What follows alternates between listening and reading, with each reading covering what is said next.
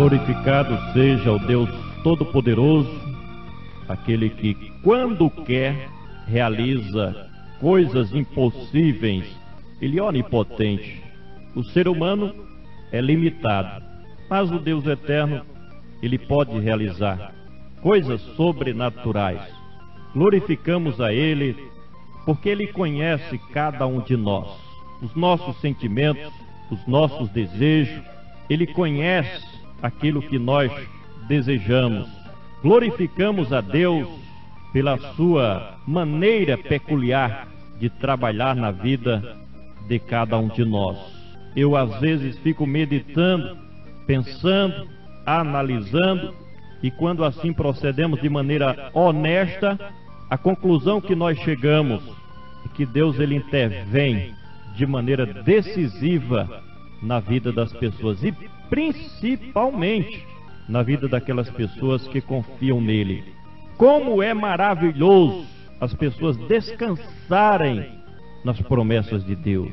Não vemos com os nossos olhos físicos, não percebemos com a nossa mente tão limitada o quanto ele trabalha pelos seus filhos, pelos seus escolhidos, mas a prova nos chega sempre no momento exato de que ele está em plena atividade, favorecendo os seus amados, aqueles que depositam a sua fé nele. Existem dois tipos de pessoas, existem dois tipos de gente. São aqueles que vivem conforme a vontade de Deus, os seus projetos são feitos baseados na sua confiança em Deus. São aquelas pessoas que muitas vezes não são compreendidas pelos seus familiares, pela sociedade, mas tudo o que faz coloca Deus em primeiro lugar.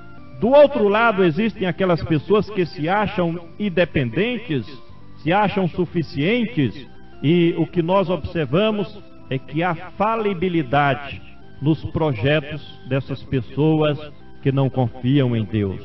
Vamos trazer este comentário, este assunto, a falibilidade dos projetos meramente humanos, que não coloca Deus como executor destes planos. Tá certo? Você que está me ouvindo, eu gostaria que você analisasse agora se o seu projeto de vida ele tem a cooperação de Deus, ou este projeto de vida é contra a vontade de Deus. Tiago, capítulo de número 4, do versículo 13 ao 16, diz assim, e fala sobre a falibilidade dos projetos meramente humanos. Eia, agora vós que dizeis, hoje ou amanhã iremos a tal cidade, e lá passaremos um ano, e negociaremos, e ganharemos muito dinheiro. Digo-vos que não sabeis o que acontecerá amanhã, porque a vossa vida é um vapor, que aparece por um pouco de tempo, e depois desaparece. Em lugar do que dizeis, se o Senhor quiser, e se vivermos, faremos isso ou aquilo. Mas agora vos gloriardes em vossas presunções. Tal presunção como esta, ela é maligna, meramente humana. Meus amados e queridos ouvintes, principalmente aquelas pessoas que ainda não alcançaram o trono da graça, entenda o que o apóstolo Tiago ele escreveu nesse texto de sua epístola, que foi contra os arrogantes comerciantes de sua época, que se jactanciavam de suas viagens bem-sucedidas no comércio e atribuíam os seus sucessos às suas próprias habilidades. Estes prepotentes comerciantes não confiavam em Deus, pelo contrário, se utilizavam de suas astúcias em enganar os pobres e se enriquecerem da desonestidade, da fraude, do engano, do roubo e do assalto. Desde o princípio, todo e qualquer projeto idealizado pelos homens, até mesmo pelos anjos caídos, que não tenha sido submetido à soberania de Deus, trouxe consigo o enigma do fracasso. Se não vejamos alguns, temos na Bíblia o projeto Adão e Eva. Ao criar o primeiro casal, Deus o pôs no jardim do Éden e lhe deu mandamentos, lhe entregou um projeto consagrado assim ao seu domínio, ao domínio de Deus, à sua soberania sobre a vida deles. Eles deviam realizar a vontade de Deus. Mas, apesar das recomendações recebidas, eles preferiram seguir o mau conselho do adversário, afastando-se dos desígnios e dos planos de Deus, seguiram o seu próprio projeto pessoal. Deu no que deu. A raça humana caiu para bem longe de Deus, trazendo consigo as consequências pela desobediência.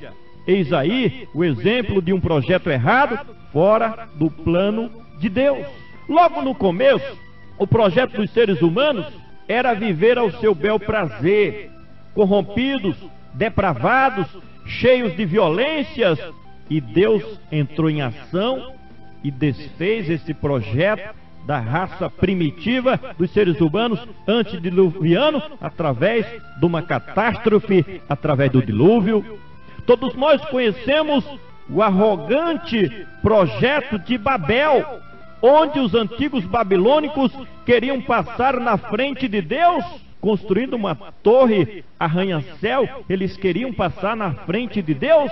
Mais uma vez, como não estava no plano de Deus, o Senhor entrou em ação, confundiu as línguas dos habitantes de Sinear, para que não levasse avante tal projeto. Olha, a palavra de Deus também nos fala sobre os projetos de Satanás, o seu arrogante projeto, que era de tomar o lugar de Deus.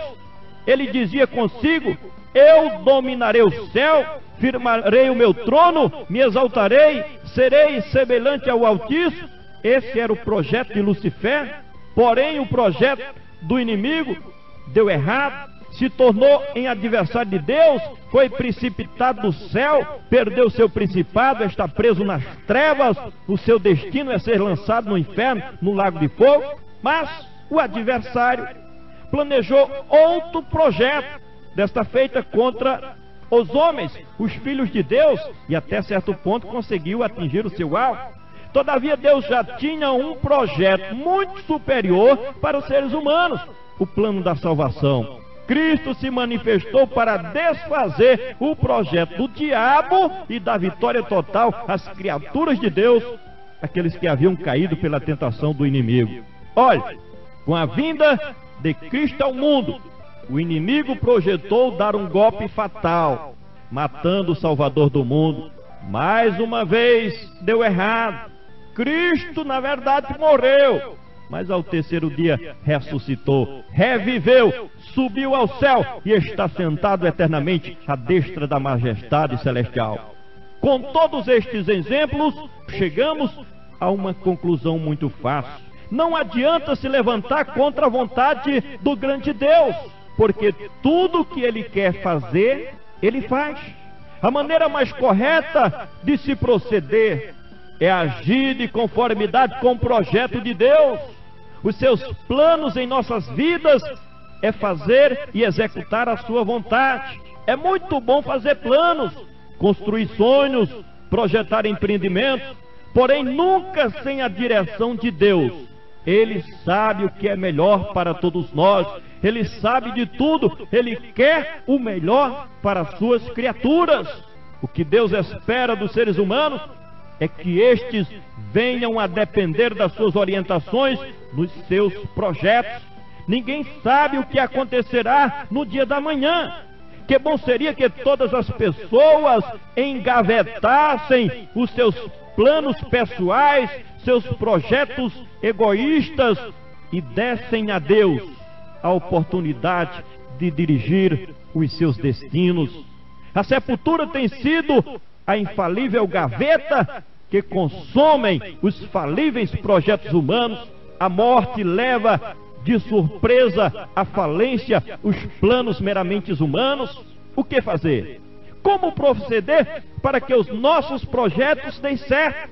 Resposta: deixemos Deus fazer e executar os nossos projetos, os nossos planos. Devemos se submeter ao governo de Deus. Renunciemos às nossas presunções. Abracemos o plano de Deus para a nossa vida. Eu gostaria que você pensasse sobre este comentário. O seu plano, o seu projeto, tem Deus como construtor? Ou você está simplesmente confiando nas suas habilidades? Está provado que os projetos meramente humanos, sem a direção de Deus, são projetos falidos, são projetos que não vão avante. Mas o seu plano está na sua gaveta, no seu coração, no seu pensamento, na sua mente, no seu futuro, que este projeto de vida esteja fundamentalizado na onipotência de Deus, na sua confiança de que Deus executará o seu projeto.